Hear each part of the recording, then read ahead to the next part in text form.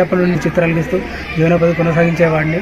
సమగ్ర శిక్ష ఉద్యోగుల్లో కాంట్రాక్ట్ బేసిక్ గా జిల్లా పరిషత్ ఉన్నత పాఠశాల హై స్కూల్లో పనిచేస్తున్నాను. తెలంగాణ కొరకు తెలంగాణ వస్తే మాకు ఉద్యోగాలు పర్మనెంట్ అవుతాయని ఎన్నో ఆశల కొద్దీ తెలంగాణ గురించి పోరాటం చేసినాము.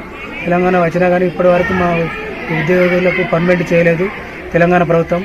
గతంలో కూడా ఎన్నో చిత్రాలు వేశాను. అంబేద్కర్, భారతమాత, గాంధీ, మదర్ తెరిసా, సచిన్ టెండూల్కర్ ఎన్నో చిత్రాలు గీశాను. బియ్యం గింజలతో పేపర్ మీద రేవంత్ రెడ్డి చిత్రాన్ని అభిమానంతోనే చిత్రించాను.